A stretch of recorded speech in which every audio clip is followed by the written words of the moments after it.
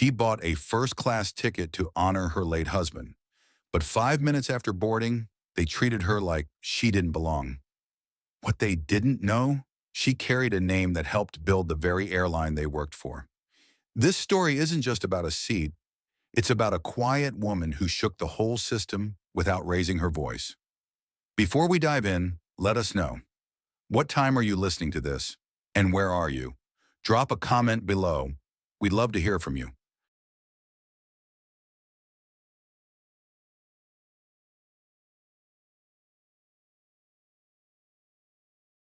Edessa Rayner had never flown first class before, not once in all her 78 years.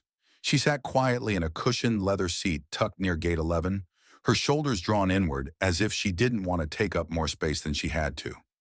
Around her, the soft murmur of early morning travelers rose and fell like waves on a sleepy tide. Some talking into phones, others sipping bitter airport coffee, and a few just staring blankly through the tall glass windows toward the gray runway. In her lap sat a worn canvas handbag, its handles frayed at the edges. Tucked carefully inside was a small wooden box with brass hinges. She hadn't opened it since last night. She didn't need to. She knew exactly what was inside. Her late husband Wendell's military commendation medals, his faded flight log, and a sepia-toned photograph of him standing beside a single-prop fighter plane in 1952, smiling like he didn't know the world would change on him. Edessa looked around the lounge again, not out of curiosity, but just to check. She always checked, a habit left over from decades of being the only black woman in rooms where she wasn't expected. And this morning, as she adjusted the hem of her navy blue cardigan and straightened the floral pin on her chest, she felt that old twinge again. That heavy little question pressed behind her ribs. Am I in the right place? An airline agent behind the nearby counter glanced over. The woman was maybe 30, dressed sharp in a Verity Skies blazer and deep burgundy lipstick. Her eyes moved over Edessa with the kind of pause that wasn't hostile, just uncertain.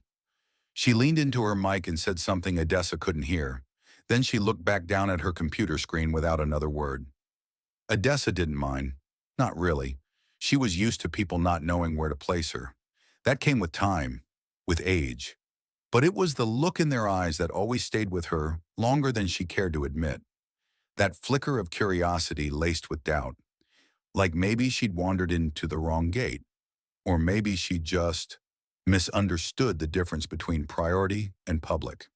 She adjusted her seat and exhaled through her nose, slow and steady. The announcement board above the gate blinked to life. Flight 603 to Chicago.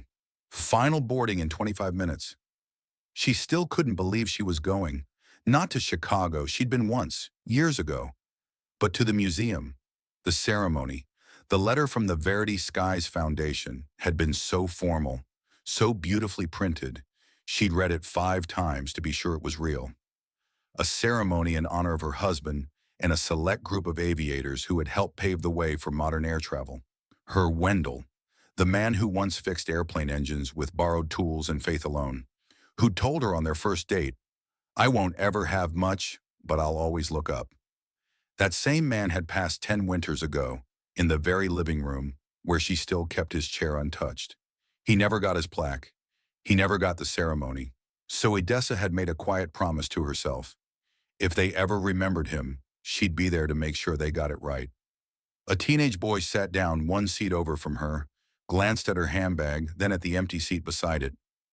He gave a polite smile, earbuds tucked in, and pulled out a book.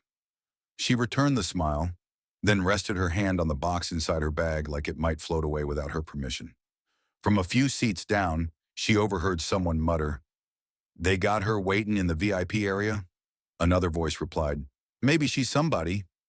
Or maybe she just slipped through. Edessa didn't react. She'd learned long ago that not every battle needed her voice. Some things revealed themselves in time. The boarding agent made another call over the intercom, calm and clipped. Verity Skies Flight 603 to Chicago, now boarding Group A at Gate 11. Edessa reached into her purse, pulled out her boarding pass and stared at the words. First class, Seat 2A. She wasn't afraid of flying. That wasn't it. What knotted her stomach wasn't altitude or turbulence. It was the boarding line, the eyes, The part where someone, somewhere, would ask the question they were already thinking. Are you sure you're supposed to be here? She pressed her lips together and stood slowly, hand tightening around her cane. Her knees gave the usual protest and she steadied herself before making her way toward the line forming near the gate. The people in front of her looked polished, businesslike. Some wore designer jackets. One woman had a white leather briefcase that matched her shoes. Odessa's brown handbag looked like something that had survived 5 decades of church potlucks and funeral repasts. And maybe it had. As she inched forward, a man behind her gave a small sigh of impatience. She didn't turn. She just moved at her own pace, careful not to wobble. When she reached the front, the agent scanned her pass, hesitated for half a beat, then looked back up. "Traveling alone, ma'am?" she asked. Odessa gave a single nod. "Always have." There was a pause, then the agent cleared her throat. "You're all set. Have a good flight." The jet bridge stretched ahead like a tunnel into another world. Odessa stepped onto it without looking back. But somewhere in the back of her mind, something tightened. Something that whispered, not everyone's going to let you stay in that seat. And in that moment, even before the plane's wheels left the ground, Odessa Rayner knew this trip wasn't just about honoring the past. It was about proving the present still had something left to learn. The jet bridge smelled faintly of industrial carpet and coffee gone stale. Odessa moved slowly, one hand gripping her cane, the other still holding on to her boarding pass like it might vanish if she let go. Ahead, the cabin door waited, propped open, with a soft whoosh of cold air seeping through the threshold. Inside, the plane buzzed quietly. Overhead lights dimmed to a soft glow, calming like the inside of a library. The front cabin, where first class resided, was nearly empty except for a few early boarders, already thumbing through seatback magazines or adjusting suit jackets. Odessa stepped over the threshold, and the first person she saw was a woman in a navy blue uniform, Verity Sky's standard. Tall, slim, blonde hair in a perfect knot, and a tablet pressed tightly to her chest like a clipboard from some hospital ward. The woman's name tag read, Brindal Knox. Brindal offered a smile, but it didn't reach her eyes. Her gaze dropped from Odessa's face to the cane, then to the handbag, and finally to the worn cardigan stretched neatly over a button-down blouse. "You flying first class today, ma'am?" Her voice was smooth, polite, but not warm. It had the tone of someone triple-checking a receipt. Odessa handed over her pass without a word. Brindle glanced at it, then back at Odessa. "Seat 2A, she repeated, blinking once like the information hadn't computed. She tapped her tablet, pulled up something on screen, and squinted. "Give me 1 second, please." Odessa waited. She could feel the pause in the air, could feel the weight of it. Brindle leaned slightly toward the jump seat beside her and murmured into a small mic clipped to her collar. "I've got a possible boarding mismatch in first. Elderly female passenger. Ticket says 2A, but I'd like a quick confirm from operations." Odessa heard every word. Another passenger passed behind her, excusing himself gently.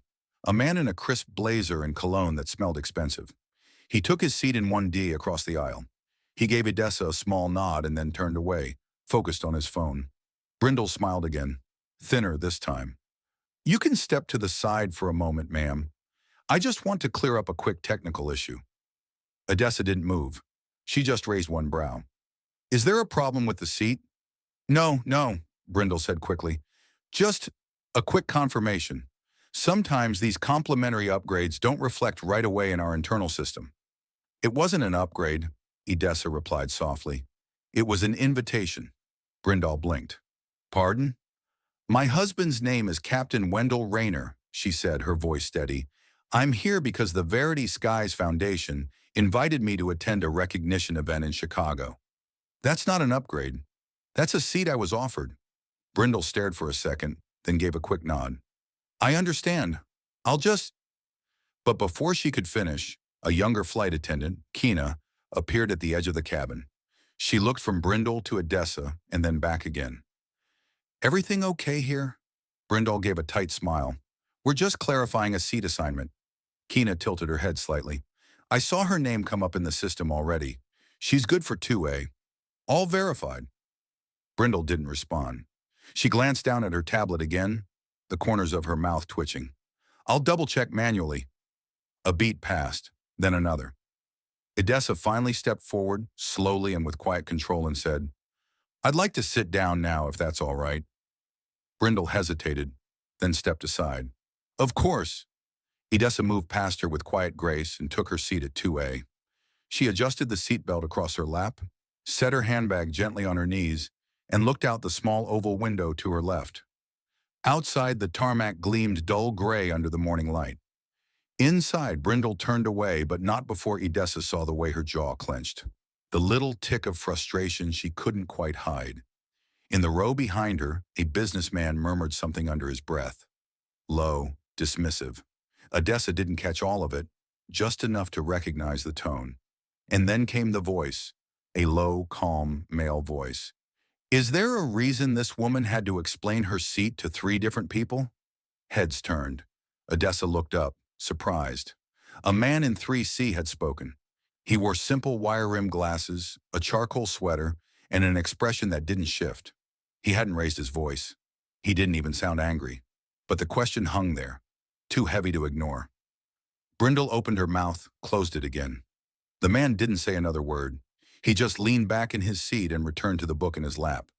But something in the cabin changed after that, just slightly. A shift in the air. Kina gave Edessa a soft smile as she walked by, whispering, "Glad you're here." Edessa didn't say anything in return. She simply turned back to the window, watching as a baggage cart rumbled past. She wasn't sure what that man in 3C had seen or why he'd spoken up. But something about the way he said it, the quiet certainty of it made her feel, for the first time that morning, like maybe, just maybe, she wasn't the only one watching. The hum of the engines hadn't started yet. The cabin was still filling, one slow-moving line of travelers at a time, each pausing to stow bags, shrug off coats, or glance down the aisle to locate their seat. But at 2A, Edessa Rayner sat perfectly still, her hands folded neatly over her handbag, eyes fixed on the clouded window. It wasn't that she was trying to ignore the rest of the cabin. It was that she needed a moment, just one. She wasn't sure what the man in 3C had meant to do by speaking up earlier, but whatever his intention, it had broken something. Not a bone, not a wall. Something quieter. The kind of thing that wears down slow and silent until one day it snaps with barely a sound. The feeling of always being alone in the room, no matter how many people are in it. Edessa breathed through her nose and slowly let it out. Her knees ached from the way she had stood in place for too long. Her shoulders still felt tight from holding her own, not physically, but emotionally. Holding herself in, really. And yet, it wasn't the confrontation with the flight attendant that stuck with her. It was that look, the way Brindle Knox had looked at her, the measuring, like she was a problem to solve instead of a person who belonged. Across the aisle, a woman in a navy pantsuit sat down, clicked open a laptop, and began typing without looking up. 2 rows behind her, someone rustled through a snack bag. Life went on like nothing had happened. But Edessa could still feel the shift, a murmur that hadn't been spoken, but was just as present. She adjusted the cardigan around her shoulders and carefully reached into her bag. The wooden box inside gave a soft creak when she opened it. Inside, the metal still gleamed despite its age. The citation was folded neatly beneath it, next to the photograph of Wendell in his flight suit, standing on a dusty runway with the sun cutting sharp behind his head. "You always said people don't need to know who you are," she whispered quietly, just for herself. "But I guess I still do." She thought of the moment Wendell came home the first time, still smelling like oil and sky, a little singed from a misfire in the engine. He'd held her hand and said, "You know they won't ever say it out loud, but I'm going to keep flying like they did." And he had, every time, until the last. A sudden rustle caught her attention. Kina, the young flight attendant from earlier, was crouched beside her seat now, holding a bottle of water. "I thought you might want this," she said softly, setting it down on the tray table. Edessa gave a small nod. "Thank you." Kina hesitated. "I just wanted to say, I'm sorry about how that all went. I saw your name come through this morning. I knew who you were." "You did?" Kina smiled a little. "I went to a high school named after your husband, actually, Wendell Rayner Academy. Nobody really talked about it growing up, But when I got this job and saw the name on the honor wall at Verity Sky's headquarters, it clicked. Edessa blinked. She hadn't expected that. Kina continued more quietly. I should have said something earlier. I didn't. I froze. I didn't want to make things worse. But it didn't sit right. Still doesn't. The words weren't perfect. They were hesitant, unsure. But they were honest. And that mattered more. You spoke now, Edessa said. That's what counts. Kina gave a grateful nod, then stood. If you need anything, you let me know. As Kina walked away, Edessa turned her head slightly. She looked back toward row 3. The man in 3C was still reading, still quiet. But every now and then, he glanced up, just for a second, like he was checking to see if things were as they should be. And it made her wonder, not for the first time in her life, how many people had been watching, quietly all along, but didn't speak. How many still chose not to? The difference now was this: at least one had. The door to the plane had closed. The metallic click of the latch settling into place echoed faintly through the cabin, sealing everyone inside that narrow metal tube of recycled air, carry-ons, and unspoken assumptions. Edessa felt the shift in pressure as the engine started humming low beneath her. It wasn't the sound that bothered her. It was the moment itself, that feeling of no turning back. She sat upright, hands resting on her lap, her cane tucked beneath her seat. The wooden box, now nestled inside her handbag, felt heavier than before, though she knew it hadn't changed weight. Maybe it was just her thoughts pressing against it, or maybe it was the realization that everything she had feared about this trip was already playing out before the wheels had even left the ground. From where she sat, she could still hear the faint sounds of Brindle Knox's voice near the galley. Calm, clipped, rehearsed, giving instructions, smiling for the passengers boarding last. You'd never guess a thing had gone wrong. But Kina had noticed. The man in 3C had spoken. Edessa held on to that, not because it erased anything, but because it reminded her that silence didn't always win. A small rustle at the front of the cabin caught her attention. The curtain had been pulled aside. Stellan Greaves stepped through, dressed in a nondescript charcoal gray sweater and dark slacks. He blended in easily. Nothing about him screamed importance. But there was something in his eyes. A stillness. A kind of focus that didn't wander. He glanced once toward Edessa's row. Not obviously. Not with ceremony. Just a slight acknowledgement. Then he moved to his seat, 3C, and sat without a word, setting down a slim leather notebook on his tray. Edessa recognized him then, not from TV or articles, but from a photo in the letter that came with her invitation to the ceremony. A welcome message, signed by Stellan Greaves, President, Verity Sky's Board of Directors. She hadn't expected him to be on this flight. She certainly hadn't expected him to be sitting 3 rows behind her, watching quietly while his employee questioned her ticket. But there he was. Outside, the aircraft began to taxi, wheels rumbling beneath them. The flight attendants did their routine, demonstrating seat belts, oxygen masks, exits. Brindle moved down the aisle with polished ease, voice pleasant and controlled, as if nothing had unraveled minutes earlier. Edessa didn't look at her. She just sat quietly, listening to the mechanical rhythm of the plane rolling forward. Her mind wandered back, not far, just a year or two, to a Veterans Day luncheon at the local senior center. They'd asked her to speak briefly about Wendell. She'd brought the medal, the photograph. A boy, barely 16, had come up afterward and said, "I didn't know people like your husband flew planes back then. People like him. People like her." And now in this plane, in this seat, the same story was writing itself again. Only this time, the disbelief came dressed in uniform and name tags. The voice over the intercom announced takeoff. A soft roar rose underfoot as the jet lifted, the city dropping away beneath them. At cruising altitude, Kina returned and leaned in quietly. "Would you like anything, Mrs. Rayner?" Edessa shook her head. "I'm all right, dear, but thank you." Kina hesitated, then added, "We're aware of what happened during boarding. I just thought someone should say it." Edessa looked at her gently. "I appreciate that." Before Kina left, she lowered her voice and said, "Mr. Greaves saw everything. He's not just watching." And then she was gone. Edessa leaned back in her seat and closed her eyes for a moment. She didn't know what would happen next, whether there'd be an apology, a conversation, a headline. But one thing felt different now.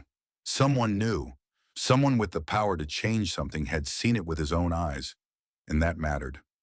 Somewhere down the aisle, a man sneezed and someone chuckled lightly. The world went on. But in 2A, a quiet certainty settled across Odessa's chest like a warm shawl.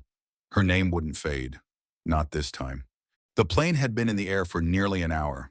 Somewhere below them, clouds rolled in soft layers over the Midwest. But inside the cabin, the atmosphere wasn't quite as calm. Brindle Knox stood behind the service curtain near the galley, holding her tablet like a shield.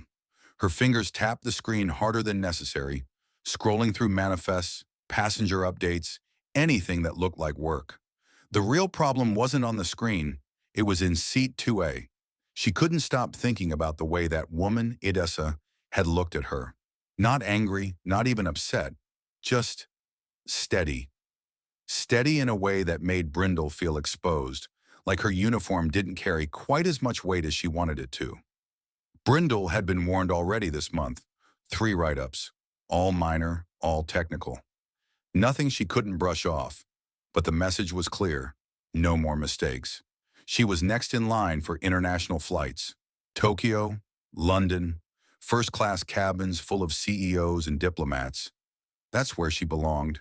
And now this delay, this woman. Keena passed through the galley on her way to check the water levels. She gave Brindle a small, tight smile as she reached for a bottle. "You good?" she asked lightly. "Fine," Brindle replied quickly. "Just trying to keep the flight on track." Keena gave a nod, but her eyes lingered. Then she disappeared down the aisle again, not waiting for more. Brindle let out a breath she didn't know she'd been holding. She hated when coworkers looked at her like that, like they knew something she didn't, or worse, like they felt sorry for her. She turned her tablet back on and pulled up Odessa's file. There it was again. Guest of honor, seat 2A, invitation approved directly by the board. There was even a note from the executive office. She must have missed it earlier, or ignored it. Brindle pressed her lips together and locked the screen. She stepped out of the galley, straightened her blazer, and made her way down the aisle. She paused at row 2, just beside the seat where Odessa sat quietly, her hands folded over her handbag once again. "Mrs. Rayner," Brindle began, her voice even, "I just wanted to personally check in. I hope everything's comfortable for you." Odessa looked up slowly. "Everything's fine now, thank you." There was a pause. Brindle hesitated, waiting for something. Maybe forgiveness, maybe warmth. She got neither. "I also wanted to apologize," she added. "There was some confusion earlier during boarding. I may have overstepped." Odessa didn't smile. She didn't raise her voice. She just nodded. "I noticed," she said. Another pause. Longer this time. Brindle cleared her throat. "I assure you I was only following protocol." "Was that protocol?" Odessa asked softly. "Or just assumption?" Brindle froze. Just for a second. Her jaw tightened before she could stop it. "I didn't mean to." Odessa raised a hand gently. "You don't have to explain it to me. I've lived long enough to recognize the difference between a mistake and a pattern." There it was again. That steadiness. That unshakable calm. Brindle stepped back. "Let me know if you need anything." Odessa nodded once. "I will." As Brindle turned and walked away, she didn't notice the man in 3C watching. Stellan Greaves hadn't moved much during the flight, but he'd been listening, quietly. Not just to what people said, but how they said it. He pulled out his phone and typed something into a secure messaging app. "Flag Knox. Immediate review. Do not wait for end-of-month report." Then he tucked the phone away and looked out the window. The sky stretched endless and soft beyond the glass. And just beneath it, something was shifting. The cabin lights dimmed as the flight attendants prepared for beverage service, and the sky outside had softened into a pale wash of blue and gold. That late morning light that made the tops of the clouds look like they'd been brushed with melted butter. Odessa glanced out once more, but her thoughts weren't up there. They were 2 rows behind her. The man in 3C hadn't spoken again since that single sentence during boarding. Not a word. He'd sat quietly, reading a worn paperback, and occasionally making a note or two in a small black notebook tucked between his tray table and the window. But Odessa could feel something in the way he carried himself. Intentional, like he was doing more than just flying from one place to another. She didn't know his name yet, but she'd been in enough rooms, faced enough people, to sense when someone had influence, and when someone was choosing not to use it just yet. Across the aisle, Kina approached again, offering coffee. Odessa took it with a polite smile, but she could tell the young woman was still walking carefully, like the air hadn't quite cleared. "I meant what I said earlier," Kina whispered, leaning close. "He saw everything. He's not just watching. He's in charge of something big." Odessa didn't ask who. She didn't have to. "I see," she murmured, then added with a soft edge, "Funny how the most powerful people are always the quietest ones in the room." Kina straightened, smiled faintly, and continued down the aisle. Odessa took a sip of her coffee. It was too strong, but she didn't mind. She let the heat settle in her chest while she thought about what all this really meant. If the man in 3C was who she suspected, then everything that had happened so far, every look, every pause, every refusal to acknowledge her, had been witnessed by someone with the authority to change the rules, not just follow them. She reached for her handbag again, feeling the familiar shape of the wooden box beneath the zipper. Still there, still whole, like memory tucked inside a story no one else had taken time to read. Then came the sound, footsteps, deliberate, measured. The man from 3C stepped into the aisle and moved toward her row. He didn't look around, didn't make a show of it. He simply paused beside her seat and with a small nod asked, "May I?" Odessa gestured to the open seat beside her. "Go ahead." He sat, folding his hands together in his lap before speaking. "I apologize for not introducing myself earlier. My name is Stellan Greaves." She raised an eyebrow, pretending not to already know. "Nice to meet you, Mr. Greaves." "I'm with Verity Skies," he continued, voice quiet but sure. "Actually, I'm the board chair." Odessa blinked once, then looked back at the window. "That explains the notebook." He smiled lightly. "I was hoping to observe this flight as just another passenger. No title, no fuss. But I didn't expect today to show me so much in the first 20 minutes. Odessa didn't speak. She let him sit in the silence he'd entered. "I want to say I'm sorry," he added after a beat. "What happened shouldn't have happened. Not to you, not to anyone." Still, Odessa said nothing. She just sipped her coffee again, slow and steady. Stellan cleared his throat gently. "I also want to ask if you're willing to share a little more about yourself.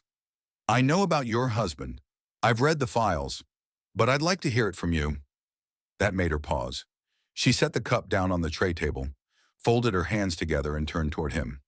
"You want to know about Wendell Rayner?" she asked, calm and even. "Or do you want to know why I sat here and let your employee treat me like a mistake?" Stellan's jaw tensed. "Both." Odessa nodded once, like she respected the answer. Then she leaned back in her seat and said, "He was a builder. Not just of machines, but of people. He believed in dignity before convenience, and he believed the sky didn't belong to one kind of man." Stellan didn't interrupt. He just listened, really listened. "And I let her talk to me that way," Odessa went on, her voice soft now, "because I've spent a lifetime watching people wait to see what happens when no one says anything. I wanted to see who was still watching." A long silence stretched between them. Stellan finally nodded slowly. "That's fair." He stood just as quietly as he had sat and added, "You'll hear from me again before we land." Then he turned and returned to his seat, not with any kind of drama, but with a purpose you couldn't miss once you knew what it was. Odessa picked up her coffee again. It had gone lukewarm, but something in her felt warmer than it had all day. Someone had listened, and for once they were the one with the power to do something about it. The plane sliced through the sky, steady now, the clouds outside thinning into patches of pale blue and silver. Most passengers had settled into their routines, some tapping at laptop keyboards, some already asleep beneath fleece blankets. But in seat 2A, Odessa Rayner was wide awake.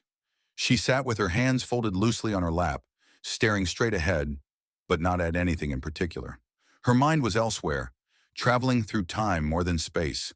Stellan Greaves hadn't come back to speak with her again. Not yet, but she felt the shift. Not the kind you can see, but the kind that vibrates just under the surface of things. The kind that told her this story wasn't finished. It never had been.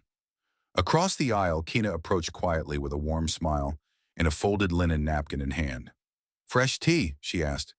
"Why not?" Odessa said, softening a little. She accepted the cup with a small nod. As Kina began to turn away, Odessa stopped her.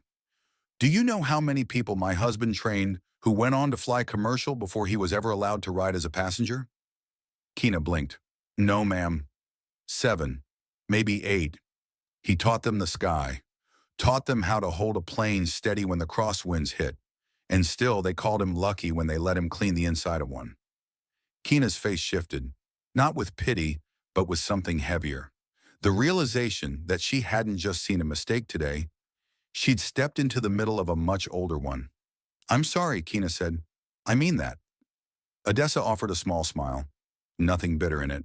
"It's not your apology to carry, but it's your voice to use." Kina gave a quiet nod. "I'm learning." As she walked away, Odessa turned her attention to the window once more. The clouds looked different now, higher somehow. Or maybe it was just that she felt closer to them than before. Then came the soft chime, the one they used when someone needed discreet attention. The head flight attendant stepped through the curtain, this time a new face, a man in his 40s with kind eyes and a quiet energy. He moved with confidence but not ego. He walked directly to Odessa's row and knelt slightly so they could speak eye to eye. "Mrs. Rayner," he said gently, "we've been informed there's a seat change request from a passenger in economy who recognized your name. They'd like to offer you their first-class seat for the rest of the flight." Odessa blinked slowly. "I already have a first-class seat." He smiled. "Yes, ma'am, you do. But this particular seat is symbolic." She tilted her head. "Symbolic of what?" The attendant reached into his breast pocket and handed her a small card. It was plain white, embossed with a gold seal. The words written in fine script read, "Seat 1A, reserved for those who flew before us, even when no one saw them." Beneath it, a single line, "In honor of Captain Wendell Rayner." Odessa didn't respond right away. Her fingers touched the edges of the card gently, like it might fade if she pressed too hard. Stellan Greaves from 3C stood up without a word. He wasn't smiling, but there was something resolute in the way he moved. Like this was a decision he'd already made long ago, and today had just caught up to it. He looked directly at Odessa and said, "We can't change the past, but we can stop pretending we don't know what it cost." Then he nodded toward the front of the cabin. The aisle was clear. The seat was waiting. But Odessa didn't move right away. She looked around, at Kina, at the quiet passengers, at Brindle Knox, who stood farther back near the galley, trying not to look but unable to turn away completely. And then she said, loud enough for everyone near her to hear, "I'll take the seat, not because I need it, but because he never got the chance to sit there." She rose slowly, cane in one hand, the invitation card in the other. As she stepped forward, the aisle felt longer than before, not because of her knees, but because every step carried weight, not just her own, but the weight of 1,000 moments like this that had never been acknowledged. Until now. She reached seat 1A and sat. The new head attendant adjusted her blanket with care and said softly, "Welcome aboard, ma'am." And for the first time since the plane took off, Odessa allowed herself to breathe. Not out of relief, but out of recognition. They finally saw her. Odessa Rayner sat in seat 1A, but her heart hadn't settled there yet. The cushion was softer, the legroom generous, and the service, well, attentive wasn't even the word. But comfort wasn't what this was about. It was never about the seat.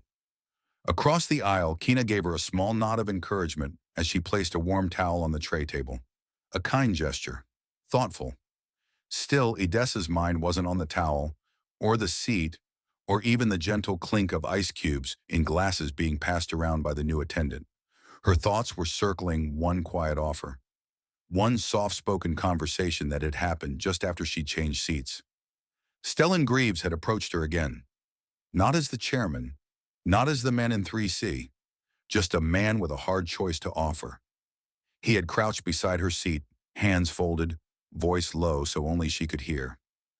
"We can issue a public statement, full acknowledgement. But I'll be honest with you, Mrs. Rayner. Doing it publicly might trigger pushback, legal review, press complications." Edessa had raised an eyebrow. "You mean trouble?" He nodded. "Trouble, yes. And attention, which sometimes works and sometimes just buries the real story. Or the real people." He didn't argue. Then came the offer, quiet and clear. "We're launching a scholarship, a full funding aviation program in your husband's name. If you'd rather keep today private, we'll make that happen. The money will change lives. No headlines, no performance, just results." Edessa had been quiet for a long while after that, and now sitting in the very seat that had once been unthinkable, she still hadn't answered. She gazed down at her handbag again. The wooden box inside hadn't moved, but somehow it felt heavier. Like it was asking the question she hadn't said aloud. What's the point of being seen if no one else knows why it matters? She looked out the window. The sun had broken through the clouds now, casting a kind of glow across the top of the wing. For a second, it reminded her of the old days, when Wendell used to call her outside just to watch the contrails overhead. "Every streak up there has a name," he'd once told her. "The problem is, most folks never ask who's flying." The words rang louder now than they had back then. A few rows back, Brindle Knox stood in the galley, arms crossed, eyes fixed on her tablet, though she hadn't touched it in minutes. She kept glancing up at Edessa, then looking quickly away. Edessa didn't return the stare. She didn't need to. Instead, she turned toward the aisle, motioned quietly for Kina. "Yes, ma'am?" Kina asked, leaning in. "Would you tell Mr. Greaves I'd like a word with him?" Kina's eyes flickered with curiosity, but nodded. "Of course." Minutes later, Stellan returned, standing beside her seat, waiting for her lead. Edessa looked up at him, calm and steady. "Let me ask you something," she said. "What's louder, a scholarship in silence, or a truth someone finally speaks out loud?" Stellan took a breath. "Depends on who's listening." "Then maybe it's time they all listened." He nodded once. "I'll call the press team." "No," she said gently. "Call your pilots. Tell them who flew before them." Stellan's mouth curved into the smallest smile, an honest one. "You sure?" Edessa didn't answer. She didn't need to. She looked out the window again and whispered, more to herself than to him, "This isn't about me flying first class. It's about making sure the next girl with a boarding pass doesn't have to explain why she belongs there." Behind her, someone shifted in their seat. The engines hummed on. The sky stretched wide and open ahead, and Edessa Rayner closed her eyes, not to rest, but to picture the kind of world that might finally catch up to her husband's dreams. The descent into Chicago had already begun, but the real weight pressing down on Edessa Rayner had nothing to do with altitude. Seat 1A was quiet, peaceful even, yet there was a tightening in her chest that hadn't eased, not since her conversation with Stellan Greaves. She knew she'd made the right choice. She felt it. But right and easy weren't the same thing. And the closer they got to landing, the more she felt the years in her bones. Not the number, but the history. This wasn't about the scholarship anymore. It wasn't even about the apology. What sat with her now was something deeper. The idea that silence had been the currency for respect too many times, and she wasn't going to spend it again. A soft ding signaled the captain's announcement. "Ladies and gentlemen, we've begun our initial descent into Chicago. Weather is clear, visibility good. We'll have you on the ground in approximately 22 minutes. Please remain seated and ensure your seatbelts are fastened." Edessa fastened hers, fingers slow but steady.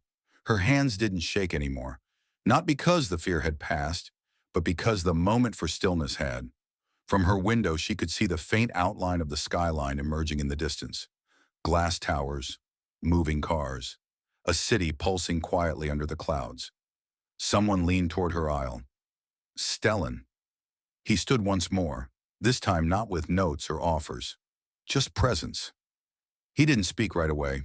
Neither did she. Finally, Edessa broke the quiet. "I need to go back to that seat," she said. He looked confused. 2A? She nodded. "That's where it happened. That's where I want to be when we land." "Of course," he said quickly but gently. We can make that arrangement. A few moments later, Kina reappeared and quietly helped Edessa move back to 2A. There were no questions, no drama, just hands that respected hers and eyes that didn't look away. As she settled into the seat where it all began, she glanced toward the front galley. Brindle Knox was there, standing near the coffee machine, pretending to read her checklist for the third time in 5 minutes. When she noticed Edessa had returned to 2A, her jaw tensed ever so slightly. The clipboard in her hand shifted, knuckles whitening around the grip. She didn't say anything, but Edessa did. She didn't raise her voice, didn't move a muscle. She simply looked at her and said clearly, "This seat didn't change me, but it might change you."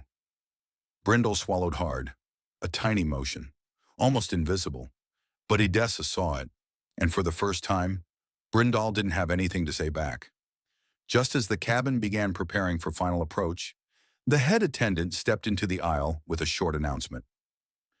"Ladies and gentlemen, we'd like to inform you that one of our passengers today, Mrs. Edessa Rayner, will be honored at a national aviation ceremony this afternoon. Her late husband, Captain Wendell Rayner, was one of the first African-American military aviators to contribute to post-war aviation development in the U.S. and in this very airline's legacy." There was a brief silence. Then, soft at first, a few passengers clapped, then more, until the whole cabin joined in. Not raucous applause, just steady, heartfelt acknowledgement. Edessa didn't wave, didn't stand. She just sat, calm and composed, hands folded over her lap like she'd done all her life. Behind her, Stellan watched with quiet pride. In the row just ahead, a woman who had avoided eye contact all flight now turned slightly and said with genuine warmth, "It's an honor, ma'am." Edessa gave a small smile, eyes glinting just a little. Not from pride, from clarity. Because after all these years, someone had finally said it out loud. The wheels of Flight 603 kissed the runway with a soft thump, and the cabin rocked gently as the engines slowed. A quiet stir moved through the passengers. Seat belts clicked open, coats were tugged from overhead bins, phones lit up to greet buzzing notifications. But in 2A, Edessa Rayner didn't move. She stared ahead, hands still resting on her knees, her handbag tucked close to her side. The moment hadn't fully landed yet, not for her, because this wasn't just another arrival gate. This was the end of something old and the beginning of something overdue. As the aircraft taxied toward the terminal, the head flight attendant made another announcement, his tone softer than earlier, more personal. "Ladies and gentlemen, we ask that you remain seated momentarily.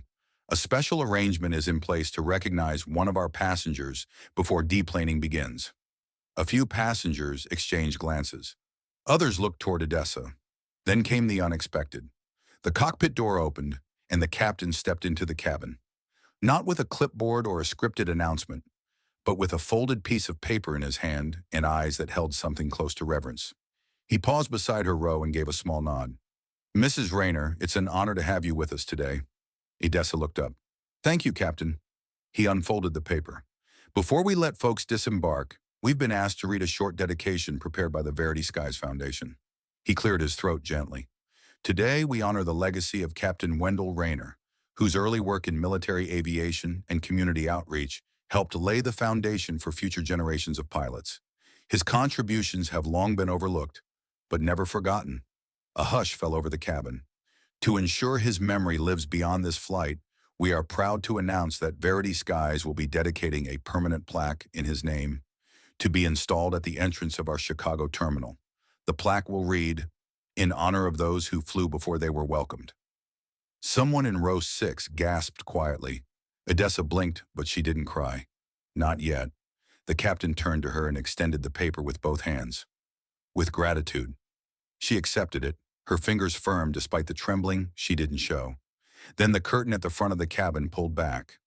Stellan Greaves stepped forward, not in a suit, not in a rush, just a man who had stopped pretending he wasn't part of the story. He addressed the passengers, but his eyes stayed on Edessa.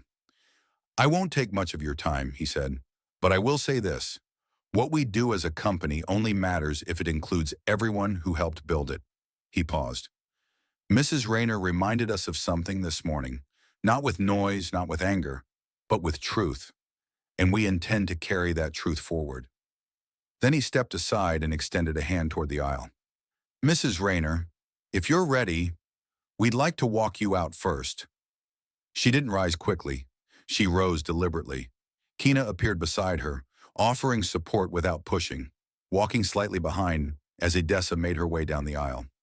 Passengers leaned back to let her through. A few murmured quiet thanks. One woman touched her arm softly, saying, "My daddy worked on planes. He would have loved this." At the front of the plane, Edessa paused. Brindle Knox stood there pale, lips tight, clipboard forgotten at her side. Their eyes met. Brindle opened her mouth, but nothing came out. And Edessa, steady, calm, said, "It's not about forgiveness. It's about remembering." Then she stepped past her, down the jet bridge, toward a row of waiting photographers and terminal staff. But she didn't pose. She didn't wave. She simply walked with the grace of someone who'd waited too long to be recognized, but never lost her sense of who she was. And when the automatic doors opened into the terminal, there it was, her husband's name already etched into the metal plate above the arrivals corridor. Clean, simple, permanent. Wendell Rayner. And just beneath it, a smaller line. "And the woman who made sure we remembered him." The hotel ballroom wasn't huge, but it carried the weight of something sacred. Polished wood floors gleamed under soft lights, and framed photographs lined the walls. Grayscale snapshots of early pilots, engineers, and forgotten mechanics whose names had never made it into textbooks. At the center stood a modest stage with a podium backed by a simple banner. Verity Sky's Foundation honors legacy in flight. Edessa Rayner sat near the front, flanked by two young interns from the museum who hadn't left her side since she'd stepped off the plane. They spoke with the eager reverence of people just starting to learn what the past cost to build their present. She didn't say much, just smiled occasionally, nodding when someone leaned in to thank her or share a story about their grandfather, their mother, a cousin who had flown in the Air Force. Stories always found their way to her. But while the room buzzed with gentle energy, Edessa's mind was still in the sky, still in seat 2A, still sitting with the truth that had pressed against her chest for most of her life. She thought about how many times she'd chosen silence, not out of fear, but out of exhaustion. How often she'd smiled through things that burned just beneath her ribs. And now suddenly, here she was, being thanked for what she hadn't shouted, but simply survived. It was a strange kind of justice. As the ceremony began, a hush fell across the room. Stellan Greaves took the podium. He wore the same sweater from the flight, no tie, no flashy pin, just a microphone and a page in his hand. "Before I read what we prepared," he said, looking out over the crowd, "I want to speak plainly." He looked at Edessa. "This morning I watched something happen that will stay with me longer than any title or board meeting. I watched a woman, graceful, composed, be questioned not for what she did, but for how she looked, where she sat, what others assumed she could afford." The room stayed silent. "And then," he continued, "I watched her remain still. Not because she was uncertain, but because she was grounded in something no turbulence could shake." He turned back to the crowd. "We say we honor legacy, but legacy isn't plaques or headlines. Legacy is action. It's what we choose to protect when no one's watching." A few people nodded. Someone near the back dabbed at their eye. He folded the paper in half and set it aside. "No speech tonight, just a promise. From this day forward, Verity Skies will carry her name and her husband's name, not just in metal or marble, but in how we train, how we listen, and how we treat every single passenger who walks onto one of our planes." Then he stepped down. No music, no applause, just silence. The good kind. Edessa was invited to say a few words. She didn't rise immediately. Instead, she took a sip of water, adjusted the pin on her sweater, and walked to the stage with the same steady grace she had carried all her life. No papers, no notes. She looked out at the room, faces young and old, some familiar, most not. And then she said, "I didn't come here for attention. I came to finish something my husband started." She paused, then added, "But this isn't about him either. It's about the people who don't have medals, who never got invitations, who got told, sometimes quietly, sometimes boldly, that they were in the wrong seat. A hush spread deeper. She let it sit there. I don't want to be remembered because of how I was treated. I want to be remembered because I didn't let it stop me. Someone near the front stood, then another, until slowly the whole room rose. Not with fanfare, not with cameras, but with respect. And Edessa? She didn't smile wide or wave. She just stood there, small in frame, large in presence, carrying something deeper than applause. Dignity. The next morning, Edessa Rayner sat by the hotel window, sunlight creeping slowly across the carpet like a quiet visitor. The city was already stirring outside. Delivery trucks groaning down the side streets, footsteps of commuters echoing faintly off the pavement, and pigeons arguing near the sill like old friends. She sipped her tea, holding the warm mug in both hands. The ceremony was over, the speeches done, the photos taken. The world had, in some way, acknowledged what she carried for decades. But recognition doesn't erase memory. It only shares it. On the table beside her sat a leather-bound guest book from the event. Dozens of signatures filled the pages, some messy, some neat, and many with little handwritten notes. For my grandmother, who cleaned airplane hangars in Louisiana and was never paid right, thank you for speaking what my mother never got to say. Your story reminded me that silence doesn't mean peace. Edessa didn't cry, but she felt those words settle into her, like seeds. Like maybe this wasn't the end of anything, but the beginning of something long overdue. There was a knock at the door. When she opened it, Kina stood there, holding a small white envelope and a carry-out cup. Didn't want to leave town without saying goodbye, she said with a soft grin. And I figured you'd want your tea just the way you like it. Edessa accepted both, smiling. You're thoughtful. Kina glanced around the room, then said, May I? Of course.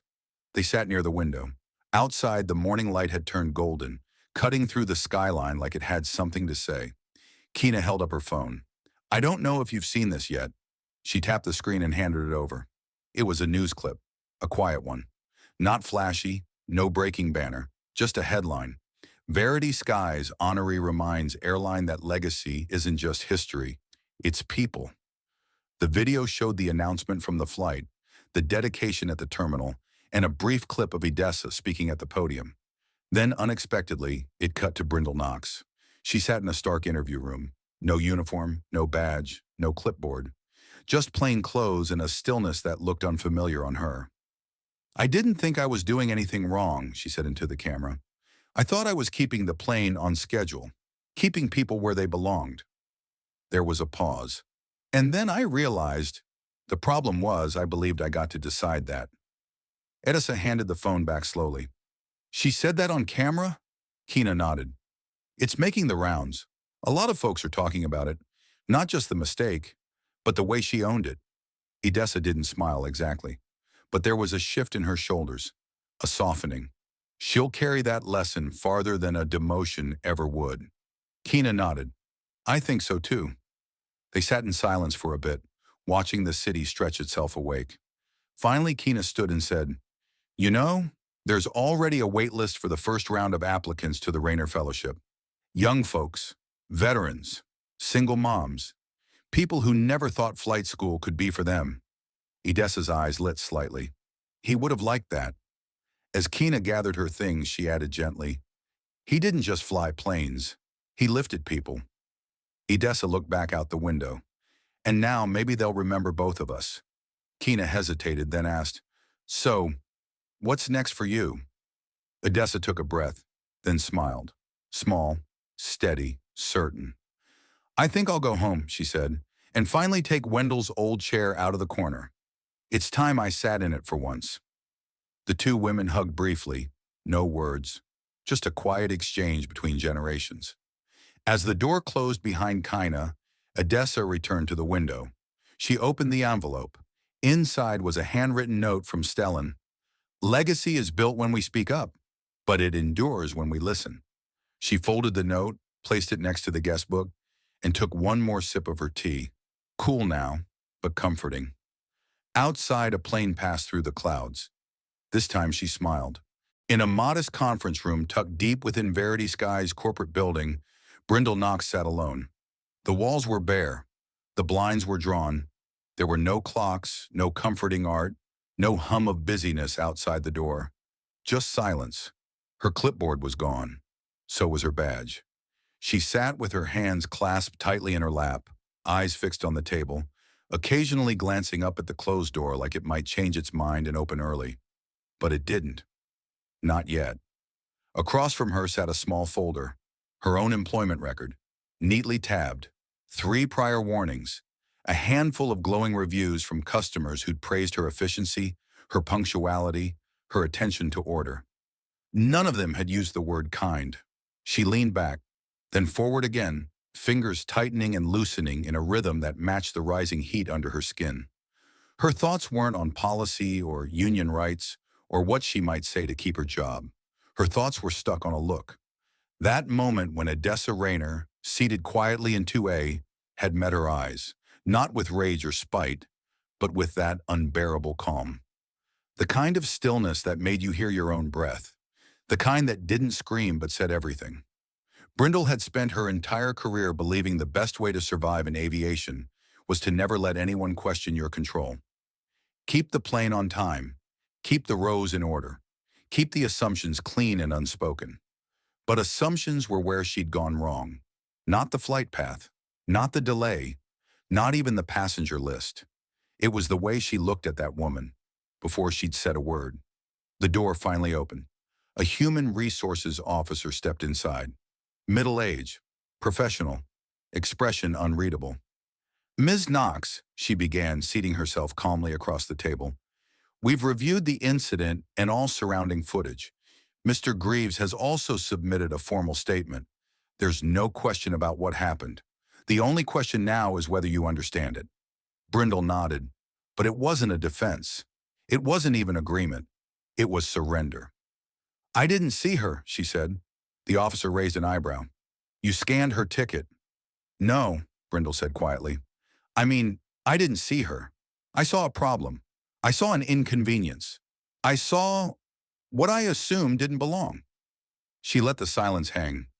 "I've been on over 600 flights, and for the first time, I realized I've never once stopped to ask how many people I've made feel smaller just to keep everything in order." The officer was quiet. Then she slid a paper across the table. "Voluntary resignation with training waiver," she explained.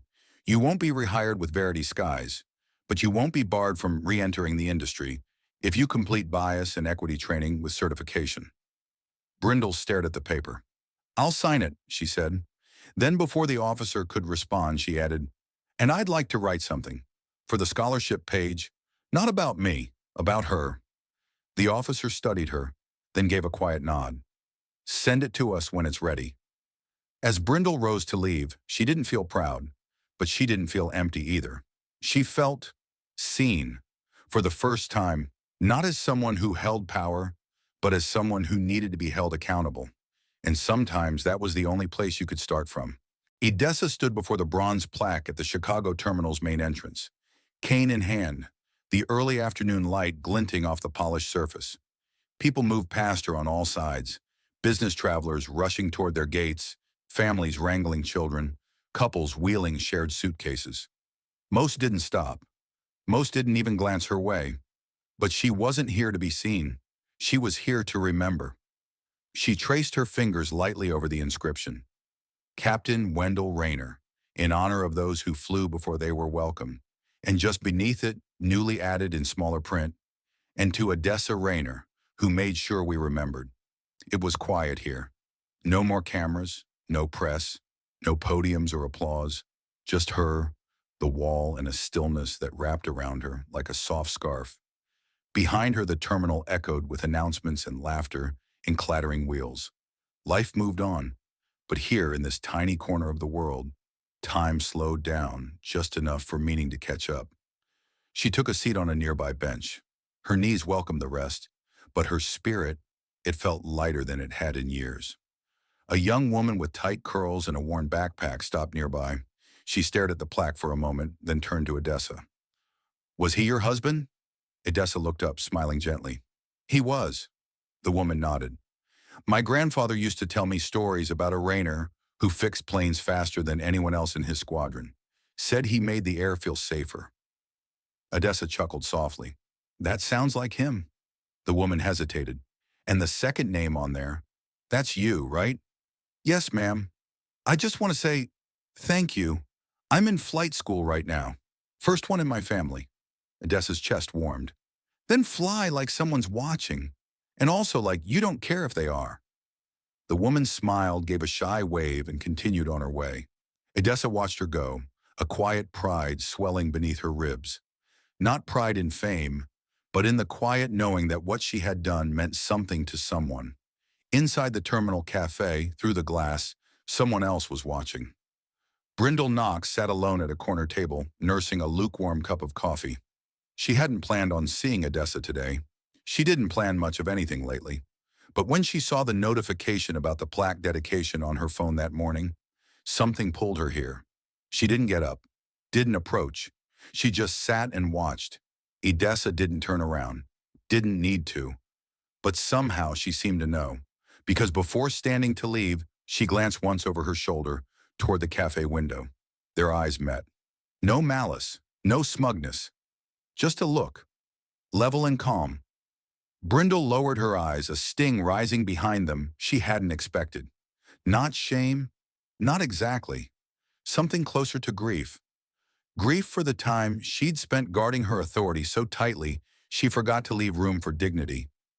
Grief for what it took to learn what a seat truly meant. As Odessa walked away, she didn't look back again.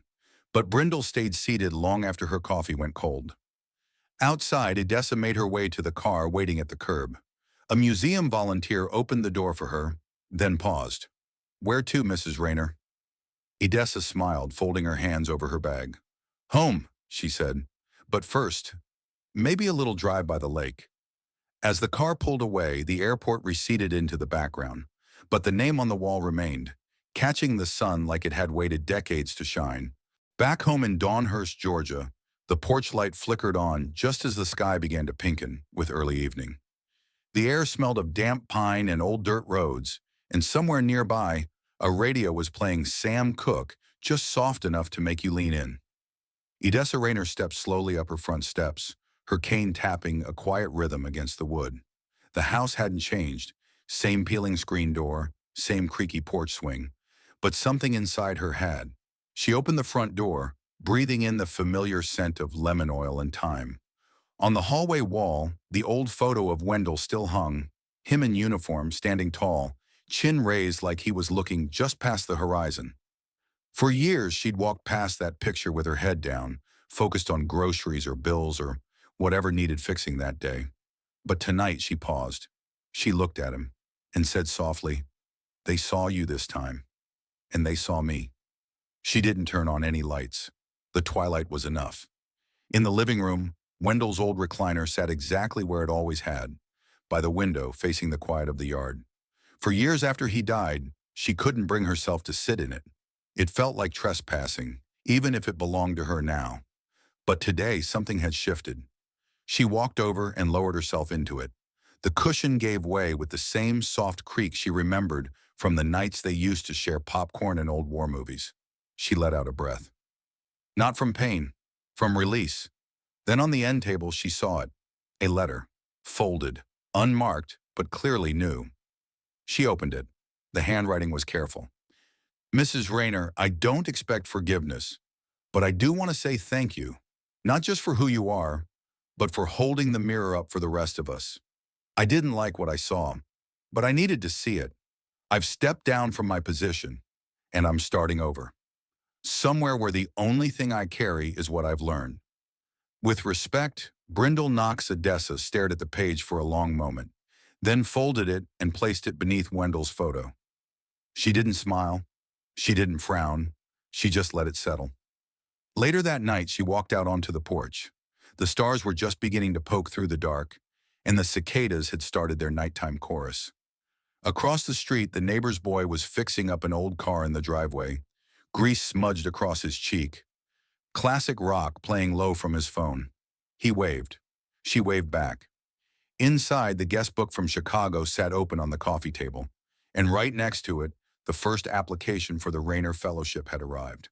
From a girl in Tulsa, 17, first in her family to finish high school, dreaming of the sky. Odessa traced her finger along the top of the page.